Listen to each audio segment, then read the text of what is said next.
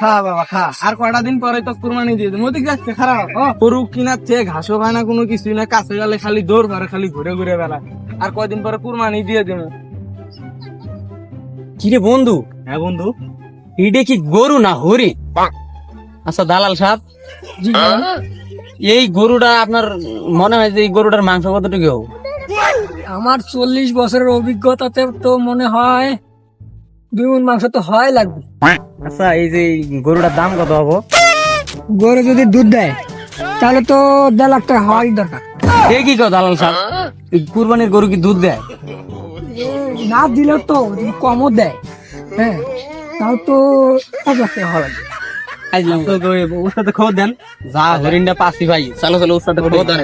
চল উস্তাদ, ও উস্তাদ, উস্তাদ বাইরে আছেন? আসসালামু আলাইকুম। ওয়ালাইকুম আসসালাম। তো উস্তাদ একটা গরুর খবর আছে। একে মানে গরু না ওটা হরিণ, আমরা একবারে 3 জনে দেখে অবাক হয়ে গেছি।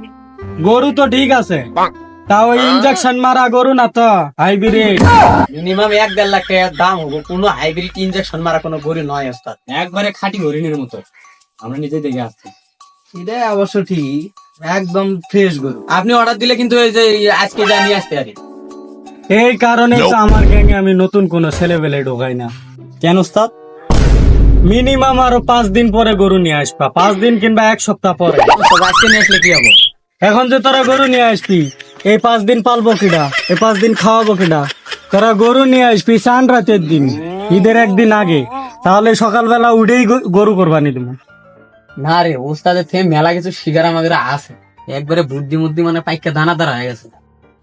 ঈদের 5 দিন আগে আনবি, ধরা পড়লে আমার একটা মান সম্মান আছে না, তোরা কি তা বুঝস? আমার নাকি মানজন কিরে তোরা হাসস কোন বিষয় নিয়ে? না ওস্তাদ ওই কিছু না, মানে এমনি এমনি হাসি হারাইলো আর কি। সেদিন যে খামারত গরু চুরি করছি, খামারত গরু আছিল কয়টা? 5টা। সেখান থেকে নিয়ে আসছি কয়টা? 1টা। বাকি 4টা আমি গৃহস্থ রিজিকের জন্য তুই আসছি। তাহলে আমার ইমান আছে কিনা? হয়েছে কি আমাদের বোধার ভুল হয়ে গেছে। আমরা মানে আপনার কথা মতো বুঝতে পারছি যে আপনার ইমান আছে, কিন্তু চুরি করার দিক থেকে খালি ইমান নাই। যাই হোক, কোন দিন চুরি করা লাগবে সেটা আমি কয়ে দেবো নি। এখন আমি নামাজে যাই, আমার নামাজের সময় হয়ে গেছে। কার গরু নিয়ে আসলি রে? না ওস্তাদ ওই একটু কাশি দিছে, মানে জ্বর আসছে তো কাশি দিছে। ওস্তাদ কই আনছেন?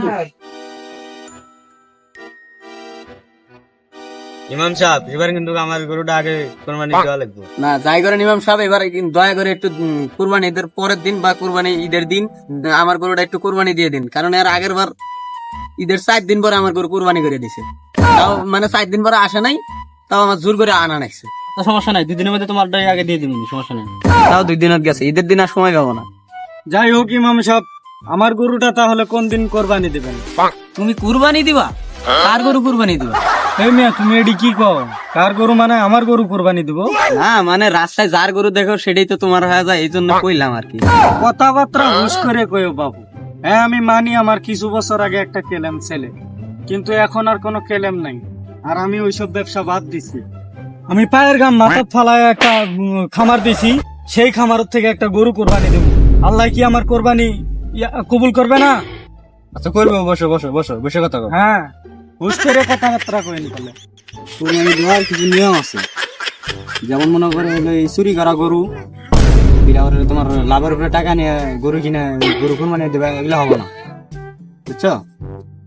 কুরবানি দিতে হবে ভালো করে, যাতে আল্লাহ খুশি হয়। এমন কুরবানি দেওয়া যাবে না যাতে আল্লাহ বেজার হয়। আবার মন খুশি করে কুরবানি দিতে হবে, কি বলো?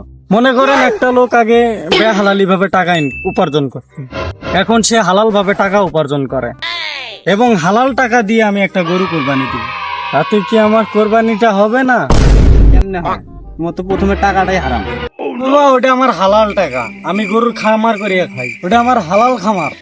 তো ওটা কি রকম খামার? মাইশের বাড়ির থেকে গরু এনে ওটা খামার করছো? তোমার কোনো বুদ্ধি জ্ঞান নাই, কোন জায়গায় কোন কথা কওয়া লাগবে তুমি কিছুই বোঝো না। আমি ইন্ডিয়া থেকে গরু ইম্পোর্ট করি, সেই গরু দিয়ে আমি খামার দিছি। সেই গরু আমি মোটা তাজা করে বেশি, আমার কম কষ্ট হয়, কম খাটনি হয়।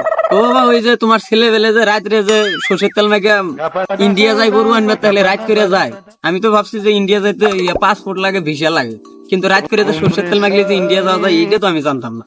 আসলে এই যে এই বিষয়টা তো আমি আগে জানতাম না। একটু সময় হইলে যদি আপনি যখন ফ্রি হবেন তখন এই টেকনিকটা আমার একটু শিখাইন তো, তাইলে আমারও ইন্ডিয়া যাওয়ার মেলা দিনের শখ। তুমি আমার জানো এইটা যে গরম করছে বাবু, এত ফেদলা পারার সময় নাই। ইমাম সাহেব, আপনি সময় মতো যায় আমার গরুটা কোরবানি দিয়ে দেন তো। আচ্ছা ঠিক আছে, আমি 3 দিনের মধ্যে সময় পেলে আমি দেবো কোরবানি। আর বাবু তুমি একটু কথাবার্তা হুশ করে কইও। ইমাম সাহেব আমি গেলাম, আসসালামু আলাইকুম। দেন আজকে রাত্রে আবার সর্ষের তেল মারে আপনার পোলা বান্ধব ইন্ডিয়া যায়।